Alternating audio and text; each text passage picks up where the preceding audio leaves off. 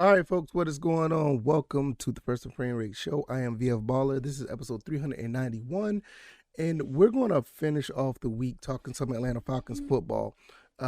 Gave Georgia Southern a lot of love throughout the week and talked a little bit about Atlanta Falcons, but just saw this article about Dean Pease, and one thing I wanted to talk about as far as, just the Falcons in general is like the defense, because defense win championships, and not only that, the defense should be improved with all the acquisitions we made. And Dean Pease only used 60% of the playbook last year, and he plans to use 100% this year. So it's going to be pretty interesting on how I look into this, and I think it's going to be really interesting on just reading on this, and I want to give you my thoughts and opinions on that. If this is your first time here, welcome. This is the First and Frame Rate Show. I am VF Baller.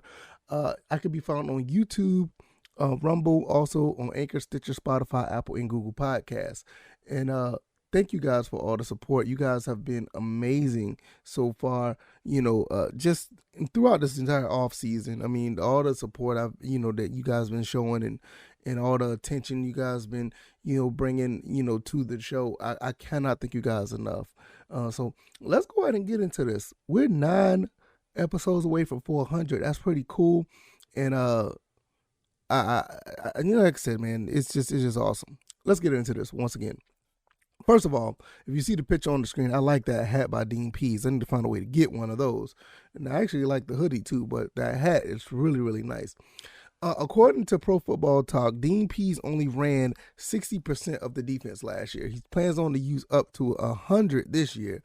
I'm going to read what it says. The link to this article will be down in the description of any of the platforms that you're listening or watching on, so you can go back and look at it yourself. The Falcons ranked near the bottom of the league in defense metrics last season, and the defensive coordinator, Dean Pease, believes a part of the reason for that because the team wasn't running the full scheme. Now, I'm going to stop right there. There's been many instances where Dean Pease was on record saying that he cannot run his entire defense the way he wants to because of the personnel that he had. I think when what's his name, Isaiah Oliver went down, I think he had a couple of other injuries. We didn't have that many, but you had a couple injuries that kind of stymied what Dean Pease wanted to do.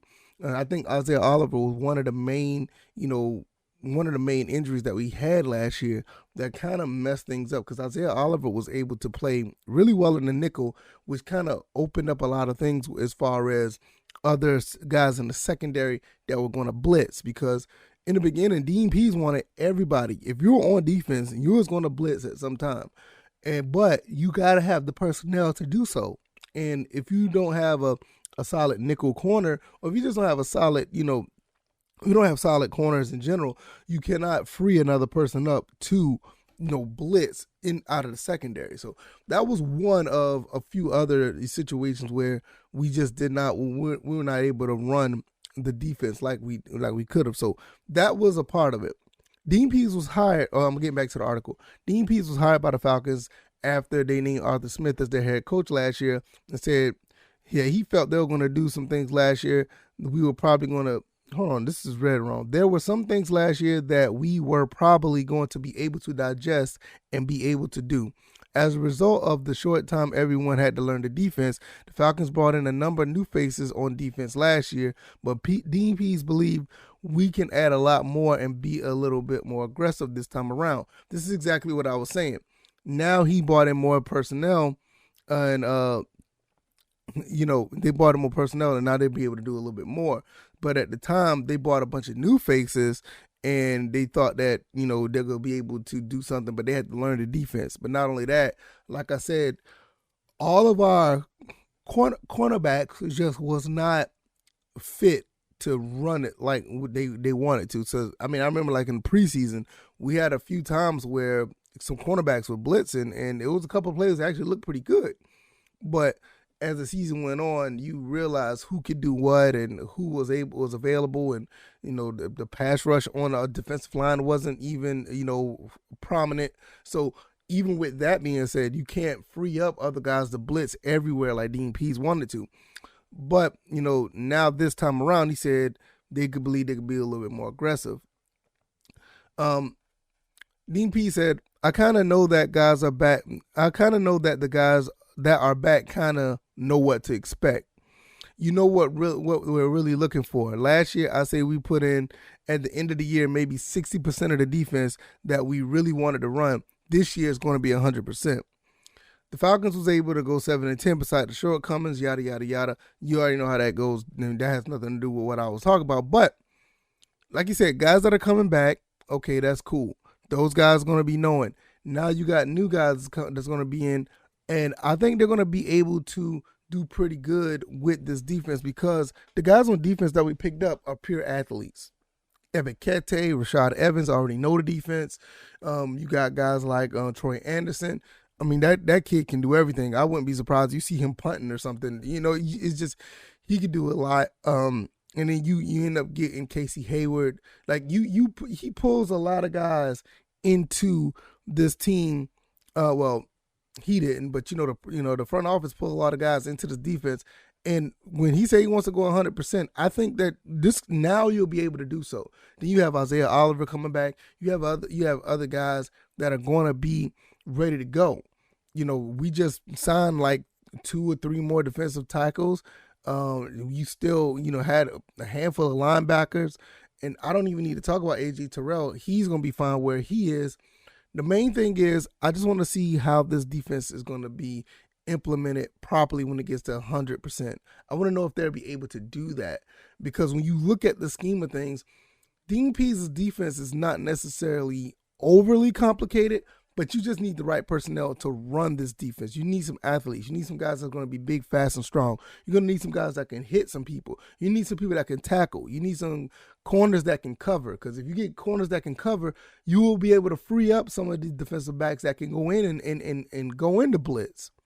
You know what I mean? You're going to need some linebackers that could cover a little bit. So sometimes that linebacker is going to have to, switch out to cover while somebody else goes in to try to get to the quarterback. So it is that type of defense that Dean Pease tries to run. And like I said, the only time I really seen it really work last year was mostly in the preseason. It was mostly the preseason where you seen a lot of these plays that was ran the way that he wanted to run them. Now, I want to talk about like outside of the Dolphins game, because I remember the Dolphins game on in preseason. I mean, I think they left all their starters in for like 3 quarters, something like that. So it was kind of weird how that played out. I mean, we ended up beating them in the regular season, but nevertheless, it's a different story for another day. It was really weird how that played out. But when you're talking about opening up 40% more of the playbook, you got to understand it's almost half of the playbook that just wasn't really used. And Dean Pease already said it to an extent, like it could not have been used because of the personnel just wasn't there.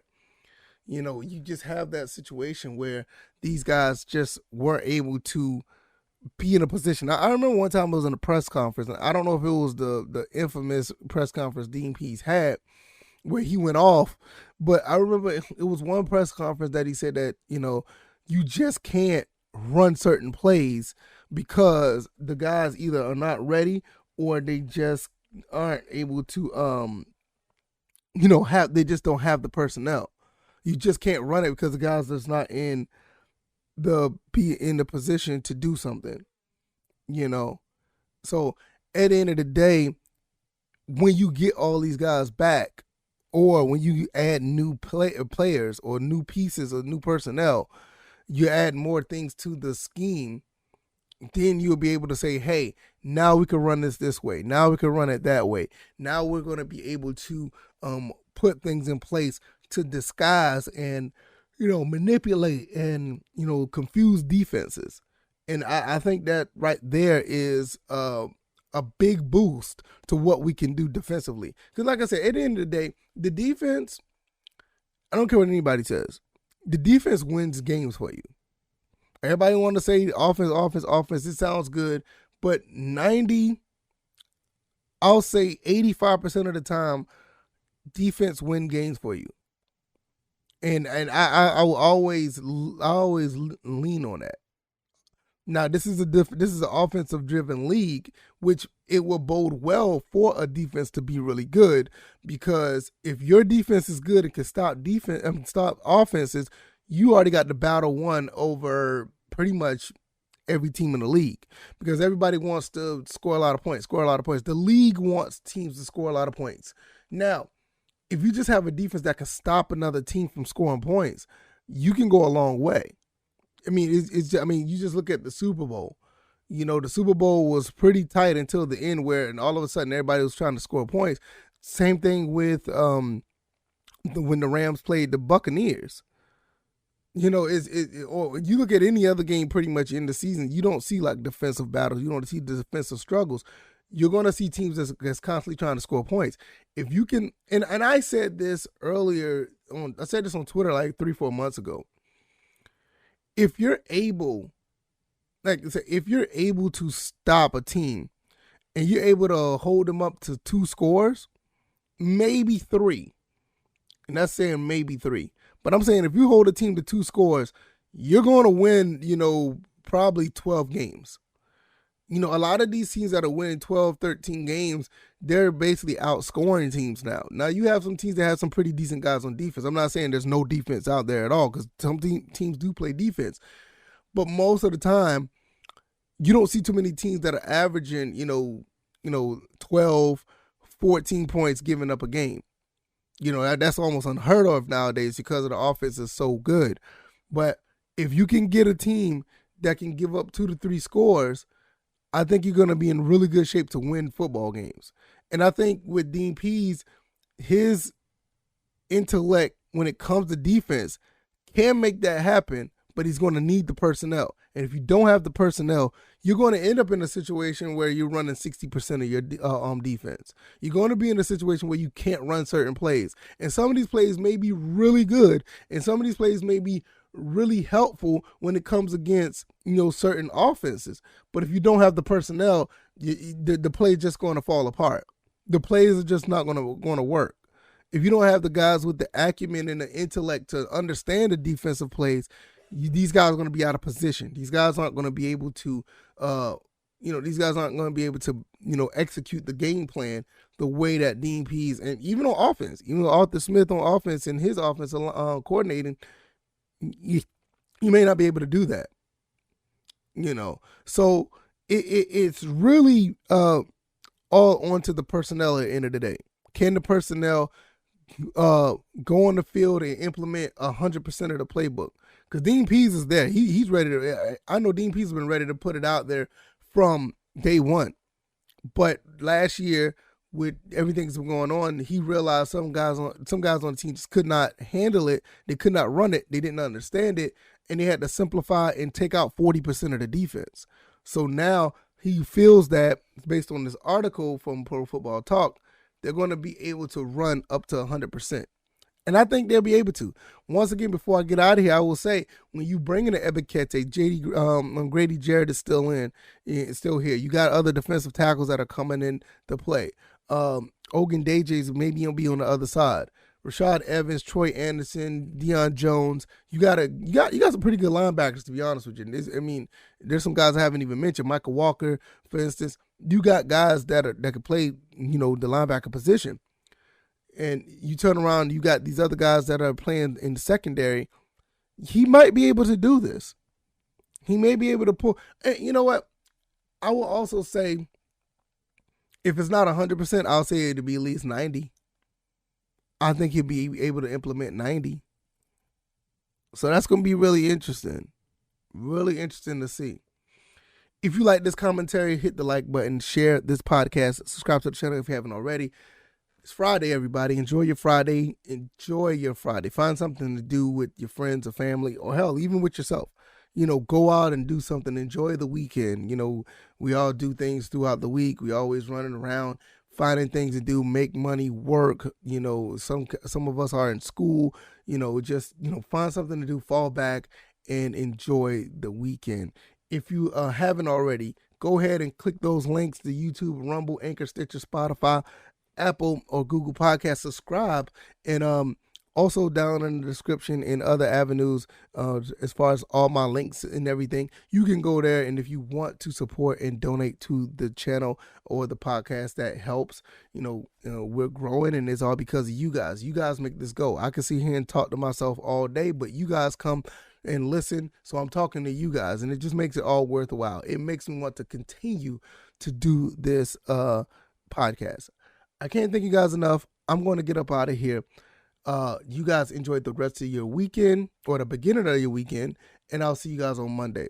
All right, y'all. Y'all take it easy. Y'all be blessed. Peace.